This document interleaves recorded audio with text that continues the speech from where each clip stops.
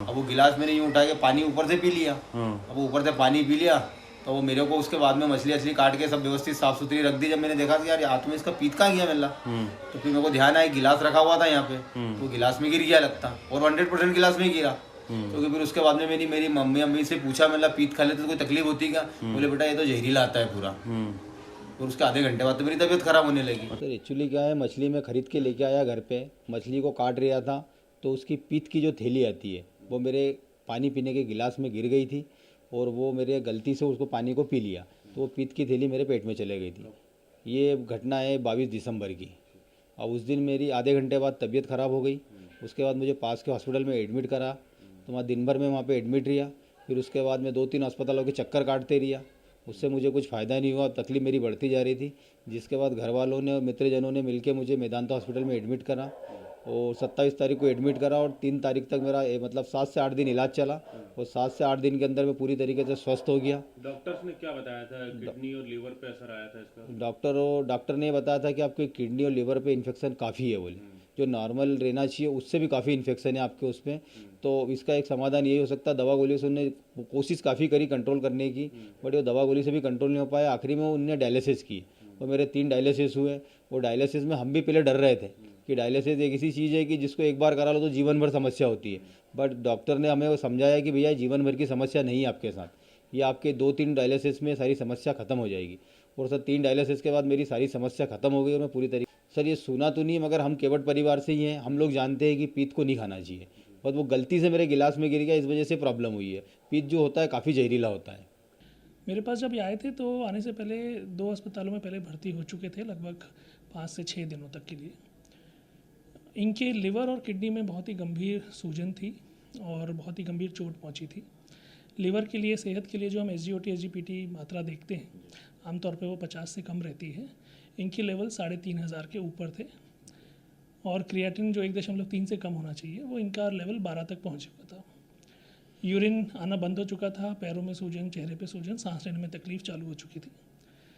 जब मैंने बाहर के रिकॉर्ड्स देखे तो ये देखा कि इनको बैक्टीरियल और वायरल इन्फेक्शन मान के कई सारी एंटीबायोटिक और एंटीवायरल चल रहे थे।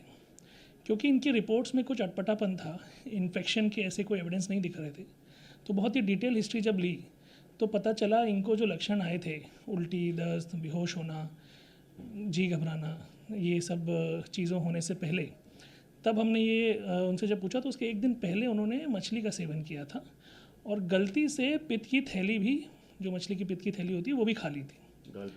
गॉल ब्लैडर जिसको हम बोलते हैं। अब गॉल ब्लैडर जो फ़िश में होता है उसमें एक बहुत ही टॉक्सिन सब्सटेंस होता है जिसको हम सैप्रेनॉल बोलते हैं। ये सैप्रेनॉल सल्फेट इंसानों के लिए घातक होता है, जानलेवा होता है, और 100% मृत्यु दर है। मध्य भारत में क्योंकि इन सब चीज़ों का सेवन कम होता है तो हम ऐसे केसेस नहीं देख पाते हैं, और आमतौर पे ये पकड़ा भी नहीं जा पाता क्योंकि इतनी अवेयरनेस नहीं है। साउथ स्टेट्स में और जो हमारे समुद्री तट के जो स्टेट हैं उनमें ये सब चीज़ें हम देखने को देखते हैं वहाँ पर।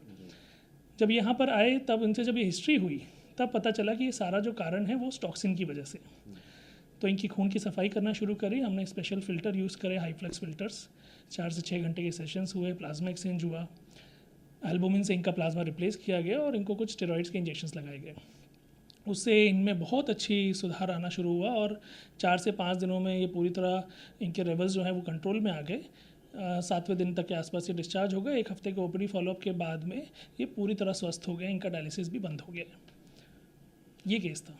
ओके सर, इस तरह का पहले कभी केस आया हो इंदौर में या MP में या इंडिया में बात करें तो इंडिया में केसेस हैं, आमतौर पे ये साउथ स्टेट्स या फिर जो हमारे ओशन या जो सी कनेक्टेड से स्टेट्स हैं उनमें ये देखने को मिलता है, क्योंकि वहाँ पे इन सब चीज़ों का सेवन ज़्यादा होता है। मध्य भारत में ये बहुत रेयर है और अभी तक ऐसा केस नहीं देखने को मिला है। इस केस में भी क्योंकि ये एक उल्टी दस्त के साथ आए थे तो ऐसा माना गया कि शायद कुछ बैक्टीरियल या वायरल इन्फेक्शन हो गया हो। उसके लिए इनको 5 से 7 दिन मेरे पास आने से पहले दूसरे अस्पतालों में बहुत हैवी एंटीबैक्टीरियल और एंटी वायरल दवाइयाँ चालू हुई थी, जिसका कोई लाभ नहीं मिलना था क्योंकि ये एक टॉक्सिन की वजह से था। खर्च कितना हुआ था? यहाँ पे अस्पताल में हमने इनको वार्ड में ट्रीटमेंट दिया था, और जो हमारे प्रोसीजर हैं वो हमारे यूनिट में हुए थे। इनको शुरुआती में हमने 1 दिन के लिए ICU में ज़रूर रखा था, लेकिन उसके बाद क्योंकि स्थिति स्थिर हो गई थी तो इनको हमने वार्ड में ही इलाज दिया था।